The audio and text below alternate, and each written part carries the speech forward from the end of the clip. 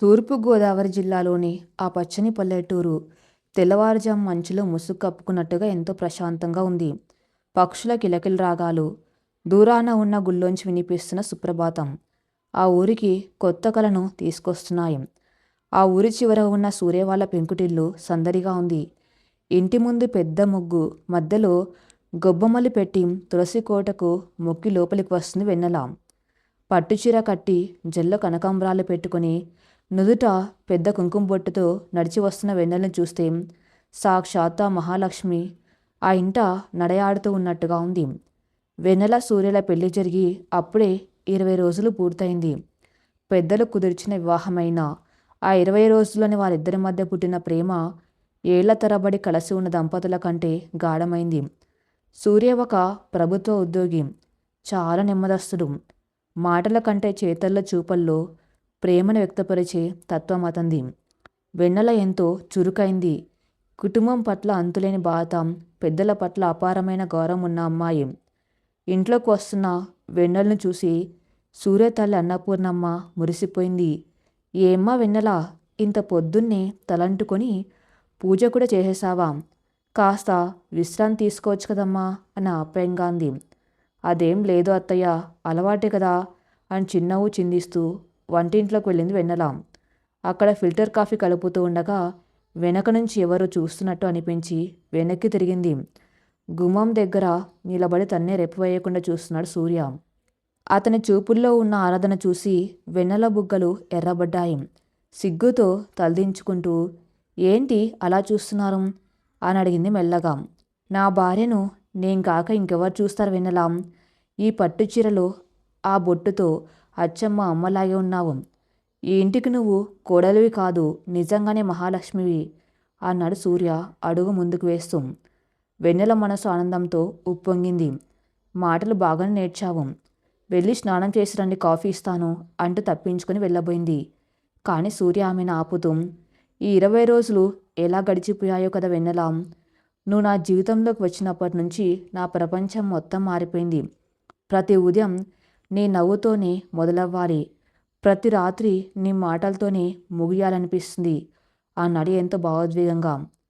అతని మాటలకు వెన్నెల కళ్ళు చెమ్మగిల్లాయి. మీలాంటి భర్త దొరకటం నా అదృష్టమండి. మీ ప్రేమ ముందు నాకు ఎలాంటి కష్టం వచ్చినా చిరునవ్వుతో ఎదుర్కోగలను అని బదులిచ్చింది. ఇద్దరి మధ్య ఆ మౌనమైన భాషలు సాగుతూ ఉండగానే హాల్లో నుంచి సూర్య తండ్రి రామచంద్రరావు గారి పిలుపు వినిపించింది. సూర్య గబాగబా అక్కడి నుంచి వెళ్ళిపోయాడు. ఆ రోజు మధ్యాహ్నం భోజనాల సమయం. అందరూ కలిసి కూర్చుని భోజనం చేస్తున్నారు. రామచంద్రరావు గారు భోజనం చేస్తూ, అన్నపూర్ణ, వచ్చే వారం నుంచి ఆషాఢ మాసం మొదలవుతుంది కదా, ఆనవాయితీ ప్రకారం మన కోడలు పుట్టింటికి వెళ్ళాలి కదా, వెన్నెల వాళ్ళ నాన్నగారికి ఫోన్ చేసి వచ్చే అమ్మాయిని తీసుకెళ్ళమని చెప్పు అని అన్నారు. ఆ మాట వినగానే సూర్యకి ముద్ద గొంతులోంచి దిగలేదు. వెన్నెల చేతిలో ఉన్న గరిటె అక్కడే ఆగిపోయింది. ఆషాఢం అనగానే 1 నెల రోజులు భార్యాభర్తలు విడివిడిగా ఉండాలని నియమం వాళ్ళకు తెలుసు.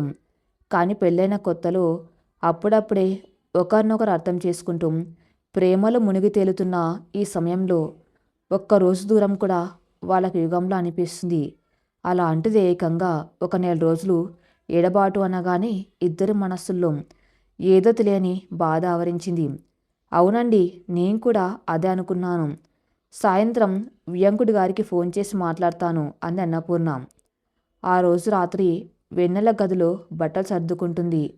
ఆ మనసంతా భారంగా ఉంది. ఒక పక్క పుట్టింటికి వెళ్తున్నానన్న ఆనందం ఉన్నా, తన భర్తను వదిలి వెళ్ళాలి అన్న ఆలోచన ఆమెను కుదురుగా ఉండనివ్వటం లేదు. ఈ 20 రోజుల్లో ఈ గది, ఈ ఇల్లు, సూర్య పరిమళం ఆమెకు ఎంతగానో అలవాటైపోయాయి. ప్రతి వస్తువులోనూ వారిద్దరి మధుర శృతులు దాగి ఉన్నాయి. గదిలోకి వచ్చిన సూర్య ఆమె వెనుకగా నిలబడి ఉన్నాడు. ఆమె బాధను అతను అర్థం చేసుకోగలడు. మెల్లగా ఆమె భుజంపై చేతులు వేసి తన వైపు తిప్పుకున్నాడు. వెన్నెల కళ్ళల్లో కన్నీళ్లు సుళ్ళు తిరుగుతున్నాయి. ఏంటి వెన్నెల, ఏడుస్తున్నావా అని అడిగాడు ఎంతో సున్నితంగా. ఏం లేదండి, దుమ్ము పడింది అంటూ కళ్ళు తుడుచుకుంది వెన్నెల. సూర్య చిన్నగా నవ్వి, నా దగ్గర దాయకు వెన్నెల, నువ్వు పుట్టింటికి వెళ్తున్నావని బాధపడుతున్నావు కదూ అని అన్నాడు. ఆమె అవును అన్నట్టుగా తల ఊపింది. సూర్య ఆమెను తన గుండెల మీద వాల్చుకుని, నాకు అలాగే ఉంది వెన్నెలా. నువ్వు నా జీవితంలోకి వచ్చాక అసలు ఒంటరితనం అంటే ఏంటో మర్చిపోయాను. ఈ గదిలో నీ నవ్వుల సవాలు లేకుండా, పొద్దున్నే నీ కాఫీ వాసన లేకుండా నేను ఎలా ఉండగలను? కానీ మన పెద్దవాళ్ళ ఆచారాలను మనం గౌరవించాలి కదా. ఇది కేవలం ఒక నెల రోజుల పాటే. ఆషాఢం అయిపోగానే శ్రావణ మాసం మొదటి రోజే నేనే వచ్చి నేను తీసుకెళ్తాను అన్నాడు ఆమెను ఓదారుస్తూ. ఒక నెల రోజులు అనేది మాటలకు చాలా చిన్నదండి, కానీ మీరు లేకుండా గడిపే ప్రతి క్షణం నాకు ఒక యుగంలో అనిపిస్తుంది. నేను లేనప్పుడు మీరు ఎలా ఉంటారోనని నా బాధంతా. టైంకి భోజనం చేయరు, మీ వస్తువులు ఎక్కడికక్కడ వదిలేస్తారు. అమ్మగారు ఎంత చూసుకున్నా నా మనసు ఊరుకోదు కదా అంది వెన్నెల ఎంతో బాధగా. నా గురించి నువ్వేం బెంగ పెట్టుకోకు, నేను జాగ్రత్తగానే ఉంటాను. నువ్వు కూడా పుట్టింట్లో బాగా విశ్రాంతి తీసుకో. పెళ్ళైనప్పటి నుంచి ఇక్కడ పనులతో అలసిపోయావు. అమ్మ నాన్నలతో ఆనందంగా గడుపు. నీకు రోజు ఫోన్ చేస్తాను, వీలైతే ఉత్తరాలు కూడా రాస్తాను అన్నాడు సూర్య ఆమె నుదుటిపై ముద్దు పెడుతూ. ఆ రాత్రి ఇద్దరికీ నిద్ర పట్టలేదు. రాబోయే నెల రోజుల ఎడబాటును తలుచుకుంటూ, ఇప్పటి వరకు గడిపిన మధురమైన క్షణాలను గుర్తు చేసుకుంటూ ఎన్నో కబుర్లు చెప్పుకున్నారు. సూర్య తన చిన్ననాటి ముచ్చట్లు, ఉద్యోగంలో తాను పడే కష్టాలు అన్నీ ఆమెతో పంచుకున్నాడు. వెన్నెల తన పుట్టింటి విశేషాలు, తన చెల్లెలి అల్లరి గురించి చెబుతూ నవ్వించింది. ఆ రాత్రి వారిద్దరి మధ్య ఉన్న బంధాన్ని మరింత దృఢంగా మార్చింది. భార్యాభర్తలంటే కేవలం శరీరాల కలయిక కాదు, మనసుల కలయిక అని వారిద్దరూ ఆ రాత్రి పూర్తిగా తెలుసుకున్నారు. మరుసటి రోజు ఉదయం వెన్నెల తండ్రి విశ్వనాథం గారు వచ్చారు. కూతుర్ని చూసి ఆయన కళ్ళు ఆనందంతో మెరిశాయి. రామచంద్రరావు గారు, అన్నపూర్ణమ్మ గారు వియంకుడికి ఎంతో మర్యాద చేసి కాఫీ టిఫిన్ ఇచ్చారు. వెన్నెల ప్రయాణానికి సమయం దగ్గర పడుతుంది. ఆమె తన బట్టల బ్యాగ్ తీసుకొని హాల్లోకి వచ్చింది. ఇల్లంతా ఒకసారి కలయి చూస్తుంది. ఈ ఇల్లు తనకెంతగానో ఇష్టమైంది. అత్తయ్య ప్రేమ, మామయ్య గారి ఆప్యాయత, అన్నిటికి మించి తన ప్రాణమైన సూర్య అందరినీ వదిలి వెళ్తున్నాన్న బాధ ఆమెకు ఉక్కిరిబిక్కిరి చేస్తుంది. అన్నపూర్ణమ్మ గారు వెన్నెల కొత్త చీర, పసుపు కుంకుమ, గాజులు పెట్టి ఆశీర్వదించారు. జాగ్రత్తగా వెళ్ళిరామ్మ, ఆషాఢం వెళ్ళిపోగానే మళ్ళీ మన ఇల్లు కలకల్లాడాలి అని అన్నారు. వెన్నెల అత్తమామల కాళ్ళకు నమస్కరించింది. సూర్య ఆమె బ్యాగ్ తీసుకుని బయట ఉన్న కారు దగ్గరికి వెళ్ళాడు. వెన్నెల తండ్రి కారులో కూర్చున్నాడు. సూర్య, వెన్నెల మాత్రమే కారు దగ్గర నిలబడి ఉన్నారు. సూర్యమొహం వాడిపోయి ఉంది. అతను తన బాధను బయటపడనివ్వకూడదని ఎంత ప్రయత్నిస్తున్నాం, అతని కళ్ళు నిజం చెబుతూనే ఉన్నాయి. ఆమెను అలా పంపించటం అతనికి ఏమాత్రం ఇష్టం లేదు. అతని మనసంతా ఏదో తెలియని అలజడి. వెళ్ళిరా వెన్నెల, రోజు ఫోన్ చేయడం మర్చిపోకు, మందులు కరెక్ట్గా వాడు, ప్రయాణంలో జాగ్రత్త అని చెప్పాడు ఎంతో ఆతృతగా. అతని ముఖంలోని ఆ బాధను, ఆవేదనను చూసిన వెన్నెల మనసు ద్రవించిపోయింది. తన కోసం తప్పిస్తున్న అతని ప్రేమను చూసి ఆమెకి ఏడుపుతో పాటు అంతులేని సంతోషం కూడా కలిగింది. ఆమె మెల్లగా అతని దగ్గరకు వెళ్ళింది. చుట్టుపక్కల ఎవరు లేకపోవడంతో సూర్య చేతిని తన చేతుల్లోకి తీసుకుంది.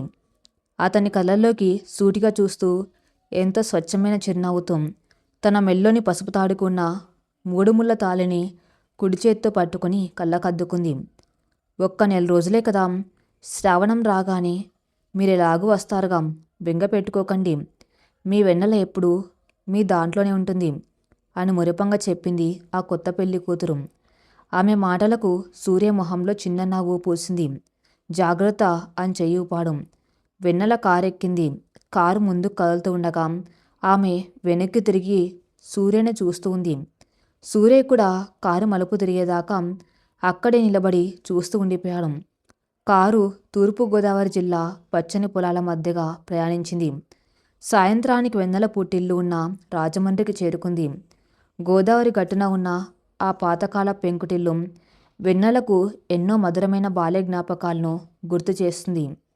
కానీ ఈసారి ఈ ఇంటి గుమ్మం తొక్కేటప్పుడు ఆ మనసులో ఏదో తెలియని వెలితి. ఇన్నాళ్ళు పుట్టింటికి రావటం అంటే ఎగిరి గంతేసే వెన్నెల ఇప్పుడు తన భర్తను వదిలి వచ్చానన్న భారంతో నెమ్మదిగా అడుగులు వేస్తుంది. కారు చప్పుడు వినగానే వెన్నెల తల్లి పార్వతమ్మ, చెల్లెలు పల్లవి గుమ్మంలోకి వచ్చారు. తండ్రి విశ్వనాథం గారు కారులోంచి దిగి, ఏమై పార్వతి, నీ కూతుర్ని తీసుకొచ్చాను చూడు అంటూ నవ్వారు. పార్వతమ్మ ఆనందంగా ఎదురెళ్ళి హారతిపళ్ళెంతో కూతురికి దిష్టి తీసి లోపలికి ఆహ్వానించింది. రామ్మా రా, ఇన్ని రోజులకి మా ఇంటికి మహాలక్ష్మి మళ్ళీ వచ్చినట్టుంది. అత్తగారింట్లో అందరూ కులాసేనా అని ఆప్యాయంగా అడిగింది. అంత బాగున్నారమ్మా అని చిరునవ్వుతో బదులిచ్చింది వెన్నెల. వెన్నెల చెల్లెలు పల్లవి డిగ్రీ చదువుతున్న చురుకైన అమ్మాయి. అక్కని ఆట పట్టించడానికి సిద్ధమైంది. ఏంటక్క, పుట్టింటికి వచ్చానన్న ఆనందం కంటే బావగారిని వదిలి వచ్చానన్న బాధే నీ మొహంలో ఎక్కువ కనిపిస్తుంది. ఆషాఢం అని చెప్పినా వదలకుండా బావగారు నిన్ను వెనక్కి లాగుతున్నారా ఏంటి అంటూ నవ్వింది. నోరు ముయ్యవే అల్లర్దానా అంటూ పల్లవిని సున్నితంగా మందలించినాం. వెన్నెల బుగ్గలు మాత్రం ఎర్రబడ్డాయి. తన మనసులోని మాటను చెల్లెలిట్టే పసిగట్టేసిందని ఆమెకు అర్థమైంది. లోపలికి వెళ్ళి తన పాత గదిలో అడుగుపెట్టింది వెన్నెల. ఆ గదిలో ఆమె చదువుకున్న పుస్తకాలు, గీసిన బొమ్మలు అన్నీ అలాగే ఉన్నాయి. కానీ ఇప్పుడు ఆ మనసంతా సూర్య చుట్టూనే తిరుగుతుంది. బట్టలు సర్దుకోవడానికి తన బ్యాగ్ తెరిచిన వెన్నెలకు అందులో ఒక చిన్న కాగితం మడతపెట్టి కనిపించింది. ఆశ్చర్యంగా ఆ కాగితాన్ని ఎప్పి చూసింది. అది సూర్య చేతిరాత. నా ప్రాణమైన వెన్నెలకు, నువ్వు కారెక్కే ముందు ఈ చిన్న చీటిని నీ బ్యాగ్లో పెట్టాను. నువ్వు లేని గదిలో నేను ఎలా ఉంటానో నాకు తెలియదు. కాను నా పక్కన ఉన్నావనే ధైర్యంతో ఈ 30 రోజులు గడిపేస్తాను.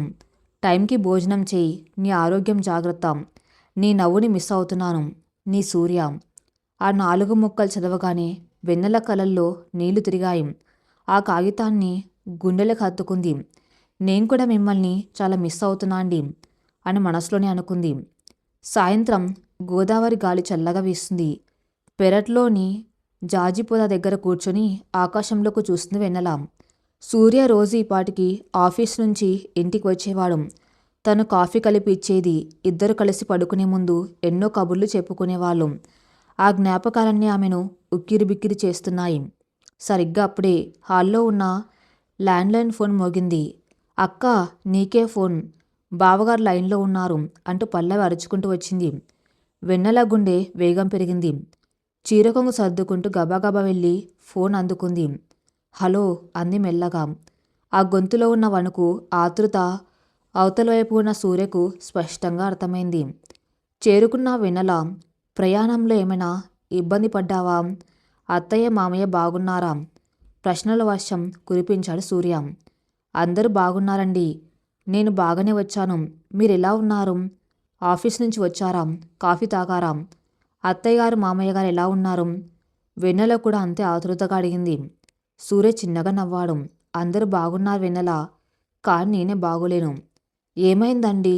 ఒంట్లో బాగోలేదా? జ్వరం ఏమైనా వచ్చిందా? కంగారు పడింది వెన్నెల. ఒంట్లో బాగానే ఉంది వెన్నెల, మనసులోనే బాగోలేదు. ఇల్లు ఎంత ఖాళీగా ఉందో తెలుసా? ఆఫీస్ నుంచి రాగానే ఎదురొచ్చి కాఫీ ఇచ్చే నా ఇల్లా లేదు కదా. అమ్మ కాఫీ ఇచ్చినా అందులో నీ చేతి అమృతం లేదు. నా బట్టలు ఎక్కడ ఉన్నాయో నాకే తెలియటం లేదు. గదిలోకి వెళ్తే నీ గాజుల చప్పుడు వినిపించటం లేదు. ఈ ఆషాఢం నాకు ఒక పెద్ద శిక్షలా అనిపిస్తుంది వెన్నెల అన్నాడు సూర్య ఎంతో భారంగా. అతని మాటలకు వెన్నెల కళ్ళు చెమ్మగిల్లాయి. తన భర్త తన్ని ఇంతగా ప్రేమిస్తున్నాడని, తన కోసం ఇంతలా తపిస్తున్నాడని తలుచుకుంటే ఆమెకు ఎంతో గర్వంగా అనిపించింది. నాకు అలాగే ఉందండి. ఇక్కడ మా అమ్మ నాన్న పల్లవి అందరూ ఉన్నాం. నా మనసు మాత్రం మీ దగ్గరే ఉండిపోయింది. ఆ బ్యాగ్లో మీరు పెట్టిన చీటి చూశాను. అది చదివినప్పటి నుంచి నా కళ్ళు వర్షిస్తూనే ఉన్నాయి. ప్లీజ్ నా కోసం మీరు బాధపడకండి. మీరు బాధపడితే నేను తట్టుకోలేను. ఇంకో 29 రోజులే కదా, ఆ తర్వాత నేనే మీ దగ్గరికి వచ్చేస్తాను అంది వెన్నెల ఓదారుస్తూ. 29 రోజుల?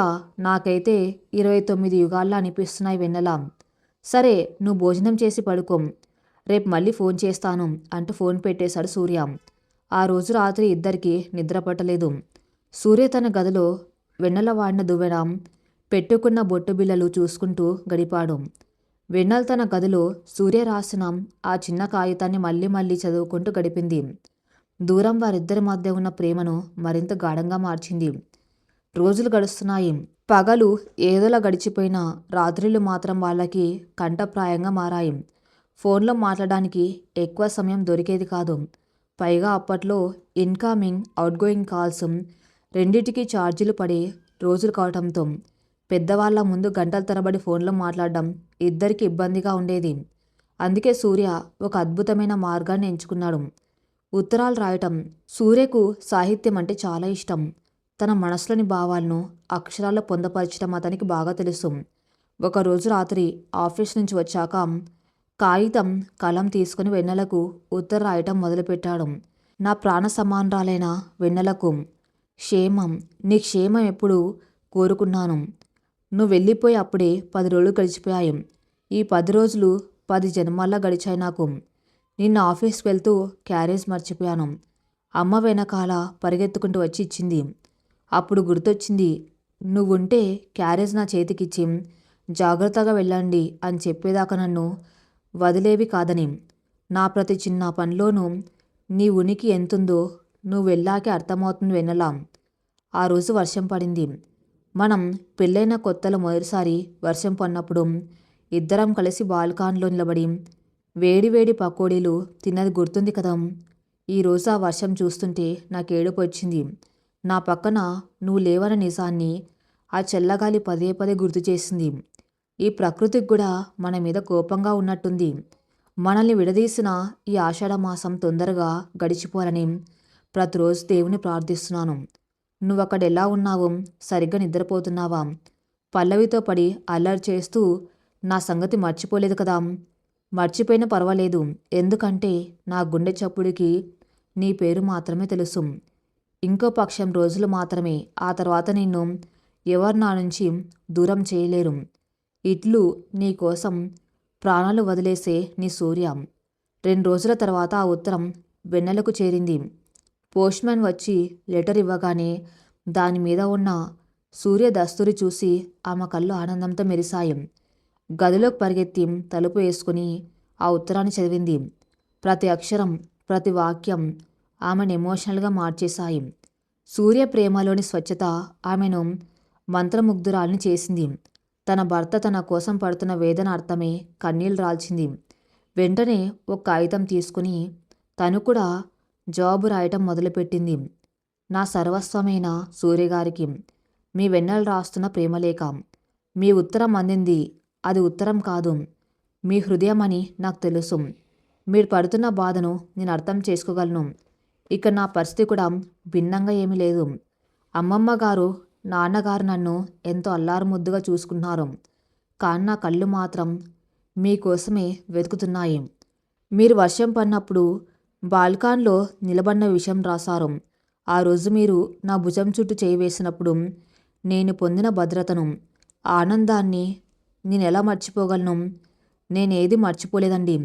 పల్లవి నన్ను చూసి రోజు ఆట పట్టిస్తుంది. అక్క, నీ మనసు ఇక్కడ లేదు, ఎగిరిపోయి బావగారి దగ్గర వాలింది అని. నిజమే కదా, నా మనసు ప్రాణం అన్నీ మీ దగ్గరే ఉన్నాయి. ఈ శరీరం మాత్రమే ఇక్కడ ఆషాఢం పేరుతో బంద్ అయి ఉంది. మీరు క్యారేజ్ మర్చిపోవటం లాంటివి చేయకండి. అత్తయ్య గారికి శ్రమ ఇవ్వకండి. నేను రాగానే మీకు ఇష్టమైన వంటలన్నీ వండి పెడతాను. శ్రావణ మాసం మొదటి రోజే మీరు వస్తున్నారు కదా, ఆ రోజు కోసం నేను కళ్ళు కాయలు కాసేలా ఎదురు చూస్తూ ఉంటాను. మన దూరం అనేది కేవలం భౌతికమైనది మాత్రమే. మన మనసులు ఎప్పటికీ కలిసే ఉంటాయి. ఇట్లు మీకోసం ఎదురు చూసే మీ వెన్నెల. ఈ ఉత్తరాల మార్పిడి వారిద్దరి మధ్య ఉన్న దూరాన్ని తగ్గించకపోయినా వారి బంధాన్ని మరింత బలపరిచింది. వారి ప్రేమ అక్షరాల రూపంలో శాశ్వతంగా నిలిచిపోయింది. ఆషాఢ మాసం సగం గడిచిపోయింది. వెన్నెల పుట్టింట్లో తన పనులన్నీ చకాచక చేసుకుంటూనే సూర్య ఆలోచనలో తేలిపోతూ ఉంటుంది. ప్రతి సాయంత్రం ఫోన్ కోసం ఎదురు చూడడం, పోస్ట్‌మ్యాన్ వస్తే ఉత్తరం ఉందేమో అని ఆశగా చూడడం ఆమె దినచర్యగా మారింది. అటు సూర్య ఇంట్లో కూడా పరిస్థితి అలాగే ఉంది. అన్నపూర్ణమ్మ గారు తన కొడుకు పడుతున్న అవస్థను గమనిస్తూనే ఉన్నారు. ఒకరోజు సాయంత్రం సూర్య ఆఫీస్ నుంచి వచ్చి మౌనంగా సోఫాలో కూర్చున్నాడు. అన్నపూర్ణమ్మ కాఫీ తీసుకొచ్చి అతని పక్కన కూర్చుంది. ఏంట్రా సూర్య, అలా ఉన్నావు? ఆఫీస్లో పని ఏమైనా ఎక్కువైందా అని అడిగింది. సూర్య ఉలిక్కిపడి అదేం లేదమ్మా, కొంచెం అలసిపోయానంతే అని అన్నాడు.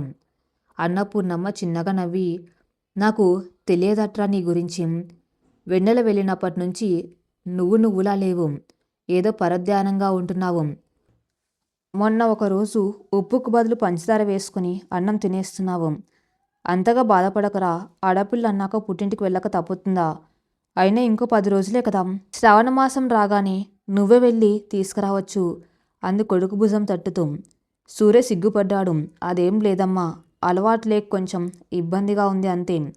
అయినా వెన్నెల వస్తే నీకే కదా సహాయంగా ఉంటుంది అని కవర్ చేసే ప్రయత్నం చేశాడు. అవునులే, నా కోసమే నువ్వు బెంగ పెట్టుకున్నావు. సరే సరే, వెళ్ళి ముఖం కడుక్కొనిరా అంటూ నవ్వుకుంటూ వెళ్ళిపోయింది అన్నపూర్ణమ్మ. అదే సమయంలో వెన్నెల ఇంట్లో కూడా ఇలాంటి సంఘటన జరిగింది. వెన్నెల తండ్రి విశ్వనాథం గారు ఒకరోజు మధ్యాహ్నం భోజనం చేస్తున్నప్పుడు వెన్నెల వడ్డించడానికి వచ్చింది. ఏమ్మా వెన్నెల, ఈ ఆషాఢం గడవకముందే నువ్వు సగం అయిపోయినట్టున్నావు. ఇక నీకు ఇష్టమైనవన్నీ వండి పెడుతున్నాను. నువ్వు సరిగ్గా తినడం లేదు. అల్లుడు గారు ఏమైనా గుర్తుకు వస్తున్నారా ఏంటి అని సరదాగా అడిగాడు. వెన్నెల సిగ్గుతో తలదించుకుని అదేం లేదు నాన్న అని అంది. అదంతా నాకు తెలుసులేమ్మా. పెళ్ళైన కొత్తలో నేను మీ అమ్మని వదిలి వెళ్ళినప్పుడు నేను ఇలాగే బెంగ పెట్టుకున్నాను. కానీ కొద్దిపాటి ఎడుబాటు భార్యాభర్తల మధ్య ప్రేమను 100 రెట్లు పెంచుతుంది.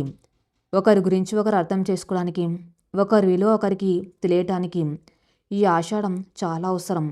చూడు, ఈ నెల రోజుల్లో మీ ఇద్దరి మధ్య ప్రేమ ఎంతలా పెరిగిపోతుందో.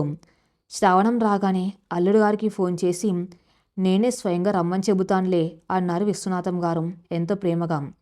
తండ్రి మాటలకు వెన్నెల మనసు తేలికపడింది. నిజమే, ఈ దూరం వారిద్దరికీ ఒకరిపై ఒకరికి ఉన్న ప్రేమను స్పష్టంగా తెలిసేలా చేసింది. ఆషాఢ మాసం చివరి దశకు చేరుకుంది. ఇంకో 3 రోజులు మాత్రమే మిగిలి ఉన్నాయి. శ్రావణ మాసం రాక కోసం ప్రకృతి కూడా సిద్ధమవుతున్నట్టుగా ఆకాశం స్వచ్ఛంగా మారింది. వానలు తగ్గుముఖం పట్టాయి. వెన్నెల ఇంట్లో పండగ వాతావరణం నెలకొంది. శ్రావణ శుక్రవారం వ్రతానికి కావలసిన ఏర్పాట్లు పార్వతమ్మ గారు మొదలుపెట్టారు. వెన్నెల తన అత్తారింటికి తీసుకువెళ్ళడానికి పిండి వంటలు, పచ్చళ్ళు అన్నీ సిద్ధం చేస్తున్నారు. వెన్నెల ముఖంలో మళ్ళీ పాతకళ తిరిగి వచ్చింది. కళ్ళల్లో ఆనందం ఉప్పొంగుతుంది. ఇక 3 రోజుల్లో తన ప్రాణేశ్వరుణ్ణి కలవబోతున్నానన్న ఉత్సాహం ఆమెను నిలవనివ్వడం లేదు. అటు సూర్య కూడా ఎంతో ఉత్సాహంగా ఉన్నాడు. వెన్నెలను తీసుకురావడానికి కారు కూడా మాట్లాడి పెట్టాడు. ఆఫీసులో ముందుగానే 2 రోజులు సెలవడిగాడు. తన గదిని వెన్నెలకు ఇష్టమైనట్టుగా శుభ్రం చేసి మల్లెపూలతో అలంకరించాలని ప్లాన్ చేసుకున్నాడు. ఆ రోజు రాత్రి ఫోన్ మోగింది. వెన్నెల పరిగెత్తుకుంటూ వెళ్ళి ఫోన్ తీసింది. హలో సూర్యగారు అంది నవ్వుతూ. ఏంటి మహారాణి గారు, గొంతులో అంత ఆనందం ధ్వనిస్తుంది. ఇంకో 3 రోజుల్లో బందిఖాన నుండి విముక్తి కలుగుతుందనా ఆట పట్టిస్తూ అన్నాడు సూర్య. అవునండి, నా ప్రాణనాథుణ్ణి కలవబోతున్న ఆనందం ఈ 3 రోజులు ఎప్పుడు గడుస్తాయా అని ఎదురు చూస్తున్నాను. మీకోసం అమ్మ అరిసెలు సుండలు చేసింది. నా కోసం మీరు ఏం గిఫ్ట్ తెస్తున్నారు అని అడిగింది వెన్నెల. గిఫ్టా? నా ప్రాణాన్ని నీకెప్పుడో ఇచ్చేశాను కదా వెన్నెల. ఇంతకంటే పెద్ద గిఫ్ట్ నా దగ్గర ఏముంటుంది? శ్రావణం మొదటి రోజు ఉదయాన్నే నేను మీ ఇంటి ముందు ఉంటాను. నిన్ను తీసుకొని ఆ గోదావరి గట్టున కాసేపు కూర్చుని అప్పుడే మన ఊరికి బయలుదేరదాం, సరేనా? సరేనండి, మీరు వచ్చేటప్పుడు జాగ్రత్తగా రండి. దారిలో భోజనం చేయటం మర్చిపోద్దు. నేను మీకోసం కళ్ళు కాయలు కాసేలా ఎదురు చూస్తూ ఉంటాను అంది వెన్నెల ఎంతో ప్రేమగా. నువ్వు కూడా జాగ్రత్త వెన్నెల. అమ్మ నాన్నలతో ఆనందంగా గడుపు. ఇక ఈ దూరం మనకు లేదు. గుడ్ నైట్ అని చెప్పాడు సూర్య. ఫోన్ పెట్టేసిన వెన్నెల మనసంతా ఆనందంతో నిండిపోయింది. రాబోయే పౌర్ణమి నాటి వెన్నెల కోసం ఆమె 1000 కళ్ళతో నిరీక్షిస్తుంది. తన జీవితం మళ్ళీ ఆ పచ్చని పల్లెటూరులో తన భర్త చేతుల్లో పదిలంగా సాగిపోతుందని కలలు కంటుంది. ఆషాఢ మాసం చివరి రోజులు. ప్రకృతి సైతం శ్రావణ మాసపు రాక కోసం ముస్తాబవుతూ ఉన్నట్టుగా ఆకాశం మబ్బుల తెలను పక్కకు తొలగించి స్వచ్ఛంగా నవ్వుతుంది. గోదావరి అలలు ఎప్పట్లాగే ప్రశాంతంగా ప్రవహిస్తున్నాయి. కానీ ఆ ప్రశాంత వెనక ఎంతటి ప్రళయం దాగి ఉందో ఆ 2 కుటుంబాలకు ఆ క్షణంలో ఏమాత్రం తెలియదు. జీవితం ఎప్పుడు ఒకేలా ఉండదని, కాలం ఆడే వింత నాటకంలో మనుషులు కేవలం పాత్రధారులు మాత్రమేనని నిరూపించడానికి విధి సిద్ధమైంది. రాజమండ్రిలోని వెన్నెల ఇంట్లో అంత సందడిగా ఉంది. మరుసటి రోజే శ్రావణ మాసం మొదటి రోజు. తెల్లవారుజామునే సూర్య వచ్చి వెన్నెలను తనతో పాటు తీసుకెళ్తాడు. ఈ ఊహే వెన్నెలకు నిద్ర పట్టనివ్వటం లేదు. తన బట్టలన్నీ ఎంతో జాగ్రత్తగా బ్యాగ్లో సర్దుకుంది. సూర్య కోసం తన చేతులతో అల్లిన ఒక అందమైన స్వెటర్, మామయ్య గారికి పంచెల చాపు, అత్తయ్యకు ఒక పట్టుచీర అన్నీ సిద్ధం చేసి పెట్టుకుంది. ఏమే వెన్నెలా, ఇంకా ఆ బ్యాగ్ను ఎన్నిసార్లు సర్దుతావే? రేపు ఉదయాన్నే కదా అల్లుడు గారు వచ్చేది. ఈ రాత్రికైనా కాస్త నిద్రపో అంటూ తల్లి పార్వతమ్మ ఆట పట్టించింది. అదేంటమ్మా, రేపు ఆయన రాగానే నేను హడావిడి పడకూడదు కదా. అన్నీ సిద్ధంగా ఉంటే ఆయన రాగానే ప్రశాంతంగా కాఫీ ఇచ్చి మాట్లాడుకోవచ్చు. ఆయనెంతో మురిపంగా చెప్పింది వెన్నెల. అటు సూర్య ఇంట్లో కూడా వాతావరణం అలాగే ఉంది. వెన్నెల రాక కోసం తన గదిని ఎంతో అందంగా అలంకరించాడు సూర్య. గోడలకు కొత్త రంగులు వేయించాడు. ఆమెకిష్టమైన మల్లెపూల మొక్కలను కుండీలలో తెచ్చి బాల్కనీలో పెట్టాడు. అత్తయ్య గారు కోడలి కోసం స్వీట్లు చేయటం మొదలుపెట్టారు. రేపు ఉదయం కారులో రాజమండ్రి వెళ్ళి వెన్నెలను తీసుకురావడానికి సూర్య అన్ని ఏర్పాట్లు చేసుకున్నాడు. ఆ రాత్రి ఇద్దరు ఫోన్లో మాట్లాడుకున్నారు. వెన్నెల, రేపు ఉదయం 6 గంటలకల్లా నేను మీ ఇంటి ముందు ఉంటాను. ఈ రాత్రి నాకు నిద్ర పట్టేలా లేదు అన్నాడు సూర్య. నాది అదే పరిస్థితి అండి. మీరు వచ్చేసరికి నేను గుమ్మం ఎదురుగా మీకోసం ఎదురు చూస్తూ ఉంటాను. జాగ్రత్తగా రండి అని చెప్పింది వెన్నెల. అవే వారిద్దరి మధ్య చివరి సంతోషకరమైన మాటలు అవుతాయని వాళ్ళు ఊహించలేకపోయారు. మరుసటి రోజు ఉదయం శ్రావణ మాసం మొదటి రోజు. సూర్య కోసం ఇల్లంతా అందంగా ముస్తాబు చేశారు. వెన్నెల తలస్నానం చేసి సూర్యకెంతో ఇష్టమైన ఆకుపచ్చని పట్టుచీర కట్టుకొని, చేతులకు నిండుగా గాజులు వేసుకొని గుమ్మం దగ్గరే ఎదురు చూస్తుంది. సమయం ఉదయం 6 దాటింది. వెన్నెల తండ్రి విశ్వనాథం గారు ఉదయాన్నే మార్కెట్కి వెళ్ళి కూరగాయలు, పూలు తీసుకుని వచ్చారు. ఆయన ముఖంలో ఏదో తెలియని నీరసం కనిపిస్తుంది. నాన్న, ఏమైంది అలా ఉన్నారు అంటూ వెన్నెల ఎదురెళ్ళి సంచులు అందుకుంది. ఏం లేదమ్మా, కొంచెం తల తిరుగుతున్నట్టుగా ఉంది. అల్లుడు గారు ఇంకా రాలేదా అని అడుగుతూనే లోపలికి అడుగుపెట్టారు విశ్వనాథం గారు. ఇంకా రాలేదు నాన్న, దారిలో ఉన్నారేమో. మీరు కూర్చోండి, నేను కాఫీ తెస్తాను అంటూ వెన్నెల వంటింట్లోకి వెళ్ళింది. కాఫీ తీసుకొని హాల్లోకి వచ్చేసరికి విశ్వనాథం గారు కుర్చీలోంచి జారిపోయి నేల మీద పడిపోయి ఉన్నారు. ఆయన ముఖం ఒకవైపుకు లాగేసినట్టుగా ఉంది. నోటి నుంచి మాట రావటం లేదు. కేవలం ఏదో అస్పష్టమైన శబ్దాలు మాత్రమే వస్తున్నాయి. ఆయన కుడి చెయ్యి, కాలు పూర్తిగా పడిపోయాయి. నాన్న అంటూ చేతిలోని కాఫీ గ్లాసు కింద పడేసి ఆయన దగ్గరకు పరుగు తీసింది వెన్నెల. ఆమె అరుపు విని వంటింట్లో నుంచి పార్వతమ్మ, గదిలోంచి పల్లవి భయంగా బయటకు వచ్చారు. విశ్వనాథం గారి పరిస్థితి చూసి పార్వతమ్మ గొల్లుమంది. క్షణాల్లో ఇల్లంతా హాహాకారాలతో నిండిపోయింది. చుట్టుపక్కల వాళ్ళ సహాయంతో వెంటనే ఆటో పిలిపించి విశ్వనాథం గారిని దగ్గరలోని పెద్ద ఆసుపత్రికి తరలించారు. ఆసుపత్రిలో ఎమర్జెన్సీ వార్డు బయట వెన్నెల, ఆమె తల్లి, చెల్లెలు కన్నీరు మున్నీరుగా ఏడుస్తున్నారు. గంట తర్వాత బయటికి వచ్చిన డాక్టర్, చాలా తీవ్రమైన పక్షవాతం వచ్చిందమ్మా. బ్రెయిన్లో బ్లడ్ క్లాట్ అయింది. కుడి భుజం పూర్తిగా పడిపోయింది. ఆపరేషన్ చేయాలి. మందులకి, ట్రీట్మెంట్కి చాలా ఖర్చు అవుతుంది. వెంటనే డబ్బులు కట్టండి అని చెప్పారు. ఆ మాటలు వినగానే పార్వతమ్మ కుప్పగొలిపోయింది. వెన్నెల గుండె పగిలంత పనైంది. అప్పటి వరకు సూర్య రాక కోసం ఆనందంగా ఎదురు చూసిన కళ్ళు ఇప్పుడు తండ్రి పరిస్థితి చూసి రక్త కన్నీరు కారుస్తున్నాయి. అప్పుడే ఆమెకు సూర్య గుర్తొచ్చాడు. ఆయనకు చెబితే వెంటనే వస్తారు, ఏదో ఒక సహాయం చేస్తారు, నాకంటూ ఒక ధైర్యం ఉంటుంది కదా అనుకొని హాస్పిటల్ కారిడార్లో ఉన్న కాయిన్ బాక్స్ దగ్గరకు పరిగెత్తింది వెన్నెల. చేతులు వణుకుతూ ఉండగా తన అత్తగారింటి ల్యాండ్లైన్ నెంబర్ తిప్పింది. ఫోన్ మోగుతుంది కానీ ఎవరు తీయడం లేదు. అదే సమయంలో అటు తూర్పుగోదావరి జిల్లాలోని సూర్య ఊర్లో ఒక ఊహించని ప్రళయం సృష్టించబడింది. ఉదయం 5 గంటలకే నిద్రలేచి స్నానం చేసి కారు తీసుకొని రాజమండ్రి బయలుదేరడానికి సిద్ధమవుతున్నాడు సూర్య. కార్ కీస్ తీసుకొని ఇంట్లోంచి బయటకు వస్తూ ఉండగా ఇంటి ముందు ఒక జీప్ వచ్చి ఆగింది. అందులోంచి 4 వ్యక్తులు, ఒక బ్యాంక్ అధికారి, ఒక పోలీస్ దిగారు. సూర్య తండ్రి రామచంద్రరావు గారు ఆశ్చర్యంగా బయటకు వచ్చారు. ఏంటి బాబు, ఎవరి కోసం వచ్చారు అని అడిగాడు. బ్యాంక్ అధికారి ఒక కాగితం చూపిస్తూ, మీరు రామచంద్రరావు గారు కదా, మీ స్నేహితుడు సుబ్బారావు గారు మా బ్యాంకులో తీసుకున్న 30 లక్షల రూపాయల రుణానికి మీరు గ్యారెంటీ సంతకం చేశారు. తన ఆస్తితో పాటు మీ ఇల్లు కూడా పూచీకత్తుగా పెట్టారు. ఇప్పుడు ఆ సుబ్బారావు కుటుంబంతో సహా పరారయ్యాడు. బ్యాంక్ అప్పు తీర్చవలసిన బాధ్యత మీదే. మీరు కట్టలేరు కాబట్టి బ్యాంక్ నిబంధనల ప్రకారం ఈ ఇల్లు జప్తు చేస్తున్నాం అని కఠినంగా చెప్పాడు. ఆ మాటలు రామచంద్రరావు గారి చెవిలో సీసం కరిగించి పోసినట్టుగా అనిపించాయి. ఆయనకు తన స్నేహితుడు సుబ్బారావు అంటే ప్రాణం. ఆ నమ్మకంతోనే వారం రోజుల క్రితం ఒక చిన్న వ్యాపారం కోసం ఆయన అడిగితే కాగితాల మీద సంతకం చేశాడు. కానీ అది ఇంత పెద్ద మోసమని, తన ఇంటికే ఎసరు పెడుతుందని ఆయన ఊహించలేదు. అదేంటి నా స్నేహితుడు నన్ను మోసం చేయడమేంటి? ఈ ఇల్లు నా తండ్రి నాకిచ్చిన ఆస్తి. నా పరువు, నా ప్రాణం అంతా ఇల్లే. దీన్ని జప్తు చేయడమేంటి అని రామచంద్రరావు గారు కుప్పగొలిపారు. ఆయనకు ఒక్కసారిగా గుండెలో తీవ్రమైన నొప్పి మొదలైంది. ఊపిరి తీసుకోవడానికి ఇబ్బంది పడుతూ అక్కడే కింద పడిపోయాడు. నాన్న అంటూ సూర్య, అన్నపూర్ణమ్మ పరుగున వచ్చారు. రామచంద్రరావు గారికి మైనర్ హార్ట్అటాక్ వచ్చింది. వణికిపోతున్న చేతులతో సూర్య వెంటనే తన స్నేహితుడికి ఫోన్ చేసి తండ్రిని దగ్గరలోని క్లినిక్కి తీసుకెళ్లాడు. అక్కడ డాక్టర్ ప్రథమ చికిత్స చేసి అదృష్టవశాత్తు ప్రాణాపాయం తప్పింది.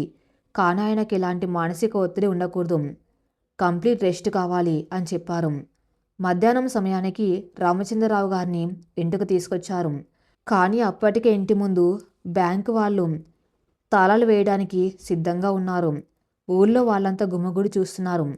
ఎంతో పరువు మర్యాదలతో బతికిన రామచంద్రరావు గారికి ఆ దృశ్యం చూసేసరికి ప్రాణం పోయినంత పనైంది. సూర్య, మనమిక ఈ ఊర్లో ఉండలేంరా. నా స్నేహితుడే నన్ను అడవీధిలో నిలబెట్టాడు. ఈ అవమానం భరిస్తూ నేను ఈ ఊర్లో తలెత్తుకొని తిరగలేను. నా పరువు పోయిందిరా. ఈ ఊరు విడిచి వెళ్ళిపోదాం, ఎక్కడికైనా వెళ్ళిపోదాం అంటూ పసిపిల్లల్లా ఏడ్చేశాడు రామచంద్రరావు గారు. తండ్రి కన్నీళ్లు సూర్యను దహించి వేశాయి. తల్లి అన్నపూర్ణమ్మ గారు గుండెలు బాదుకుంటూ ఏడుస్తుంది. బ్యాంక్ వాళ్ళు లోపలికి వెళ్ళి కేవలం బట్టలు, కొన్ని ముఖ్యమైన వస్తువులు మాత్రమే తీసుకుని బయటకు రావాలని కరాఖండిగా చెప్పారు. సూర్య కళ్ళల్లో నీళ్లు సుళ్ళు తిరుగుతున్నాయి. ఒక్క రోజులో తన జీవితం ఇలా తలకిందులవుతుందని అతను కల్లో కూడా ఊహించలేదు. రాజమండ్రిలో తన కోసం తన ప్రాణమైన వెన్నెల ఎదురు చూస్తూ ఉంటుంది. ఆమెకు ఏం సమాధానం చెప్పాలి? వెంటనే ఇంట్లోకి వెళ్ళి ఫోన్ తీసుకుని వెన్నెల కాల్ చేద్దామనుకున్నాడు. కానీ అప్పటికే బ్యాంకు వాళ్ళు ఇంటి పవర్, టెలిఫోన్ లైన్స్ అన్నీ కట్ చేశారు. సూర్యకు పిచ్చెక్కినట్టయింది. బట్టలు సర్దుకొని తండ్రికి మెడిసిన్స్ తీసుకుని తల్లిని పట్టుకుని ఆ ఇంటి నుంచి బయటకు అడుగుపెట్టాడు. వెన్నెల కోసం తీసుకున్న పట్టుచీర, స్వీట్లు అన్నీ ఆ ఇంటి లోపలే ఉండిపోయాయి. ఇటు రాజమండ్రిలో హాస్పిటల్ కాయిన్ బాక్స్ దగ్గర వెన్నెల నిస్సహాయంగా నిలబడి ఉంది. ఉదయం నుంచి 10 సార్లు ఫోన్ చేసింది. కానీ రింగ్ అవుతుందే తప్ప ఎవరు తీయటం లేదు. ఆయన ఎందుకు ఫోన్ తీయటం లేదు? ప్రయాణంలో ఉండి ఉంటారా? అయితే ఈ పాటికి వచ్చేయాలి కదా. కనీసం మామయ్య గారు, అత్తయ్య గారు ఎక్కడికి వెళ్ళారు? వెన్నెల మనసులో వందల ప్రశ్నలు. ఒక పక్క ఐసీలో తండ్రి ప్రాణాపాయ స్థితిలో ఉన్నాడు. మరోపక్క ప్రాణంగా ప్రేమించిన భర్త జాడలేదు. ఆమెకేం చాలు పాలుపోవటం లేదు. అదే సమయంలో సూర్య తన తల్లిదండ్రులను తీసుకుని ఊరి బస్టాండ్కు చేరుకున్నాడు. తండ్రి ఆరోగ్యం క్షీణిస్తుంది. ఆ అవమానం భరించలేక రామచంద్రరావు గారు కుమిలిపోతున్నారు. సూర్య బస్టాండ్లో ఉన్న పబ్లిక్ టెలిఫోన్ బూత్ నుంచి వెన్నెల వాళ్ళ ఇంటికి ఫోన్ చేశాడు. ఫోన్ మోగుతూనే ఉంది. కానీ అటువైపు తీసేవాళ్ళు ఎవరు లేరు. ఎందుకంటే వెన్నెల కుటుంబం మొత్తం హాస్పిటల్లో తండ్రి చుట్టూ ప్రాణాలు అరిచేతులు పెట్టుకుని కూర్చుని ఉన్నారు. సూర్యకు గుండె అయిపోయినంత పనైంది. ఎందుకు ఫోన్ తీయటం లేదు? వెన్నెలకు నా పరిస్థితి ఎలా చెప్పాలి? నాకేమో ఇక్కడ నాన్నగారిని తీసుకుని అర్జెంటుగా వేరే ఊరు వెళ్ళాలి. అక్కడేమో వెన్నెల నా కోసం ఎదురు చూస్తూ ఉంటుంది. దేవుడా, ఏమిటి పరీక్ష అంటూ కన్నీళ్లు పెట్టుకున్నాడు సూర్య. అప్పటికప్పుడు రాజమండ్రి వెళ్ళి వెన్నెలకు విషం చెబుతామంటే తండ్రి పరిస్థితి విషమంగా ఉంది. అతన్ని వదిలి ఒక్క అడుగు కూడా వేయలేని నిస్సహాయ స్థితి. తన చిన్నాటి స్నేహితుడు ఒకడు హైదరాబాద్లో ఉంటే వాడి సహాయం అడగటానికి తండ్రిని తీసుకుని అప్పటికప్పుడు హైదరాబాద్ వెళ్ళి బస్సు ఎక్కాడు సూర్య. బస్సు కాలుతూ ఉంటే తన ఊరిని, తన ఇంటిని, తన జీవితాన్ని వదిలేసి వెళ్తూ ఉన్నట్టుగా సూర్య మనసు కుమిలిపోయింది. అన్నిటికంటే ముఖ్యంగా తనకు ప్రాణమైన వెన్నెలకు ఒక్క మాట కూడా చెప్పలేకపోయానన్న అపరాధ భావం అతని కొరడలాగా దండిస్తుంది. రాత్రి 10 గంటల సమయం. హైదరాబాద్ వెళ్ళే బస్సులో కిటికీ పక్కన కూర్చుని శూన్యంలోకి చూస్తున్నాడు సూర్య. పక్కన నీరసంగా పడుకున్న తండ్రి, కన్నీరు మున్నీరుగా ఏడుస్తున్న తల్లి. తన ప్రపంచం మొత్తం ఒక్క రోజులో శిథిలమైపోయింది. తన జోబులో ఉన్న వెన్నెల ఫోటోను చూసుకుని, నన్ను క్షమించి వెన్నెల, నీకు చెప్పకుండా నిన్ను తీసుకురాకుండా ఇలా వెళ్ళిపోతున్నాను. కానీ నాకు వేరే దారి లేకపోయింది. పరిస్థితులు చక్కబడగానే నేనే వచ్చి నిన్ను తీసుకెళ్తాను అని మనసులోనే అనుకుంటూ కన్నీరు కార్చాడు. అటు రాజమండ్రిలో ఐసీయూ అద్దాల గది బయట చల్లటి నేల మీద కూర్చుని ఏడుస్తుంది వెన్నెల. తండ్రికి ఆపరేషన్ జరుగుతుంది. చేతిలో సూర్యకి ఇవ్వాలి అనుకున్నాం చిన్న బహుమతి బాక్స్ ఉంది. పగటి నుంచి రాత్రి దాకా ఎదురు చూసింది. ఆయన రాలేదు. కనీసం ఫోన్ కూడా చేయలేదు. నా మీద అంత ప్రేమ చూపించిన నా సూర్య నన్ను ఎందుకు వదిలేశాడు? నాకెందుకు ఒక్క ఫోన్ కూడా చేయలేదు? అత్తయ్య గారు, మామయ్య గారు ఎందుకు మాట్లాడడం లేదు? అసలు నాకు ఇలా ఎందుకు జరుగుతుంది? వెన్నెల గుండెల్లో ఎన్నో ప్రశ్నలు, ఎవరికి చెప్పుకోలేని వేదన. ఒక 4 రోజులే కదా అని మురిపంగా చెప్పి పుట్టింటికి వచ్చిన ఆ కొత్త పెళ్లి కూతురికి ఆ రేపటి ఉదయం సూర్య రాడు అన్న నిజం ఎలా తెలుస్తుంది? తన తండ్రి బాధ్యతలతో, తన కుటుంబ బాధ్యతలతో సూర్య ఇద్దరి మధ్య కమ్యూనికేషన్ పూర్తిగా తెగిపోయిన ఆ దయనీయమైన పరిస్థితుల్లో ఇక వారి జీవితాలు ఏ తీరానికి చేరబోతున్నాయి? కాలం రాసిన ఈ కఠినమైన పరీక్షలో వారి ప్రేమ నెగ్గుతుందా? మరేం జరగబోతుందో నెక్స్ట్ పార్ట్లో చూద్దాం.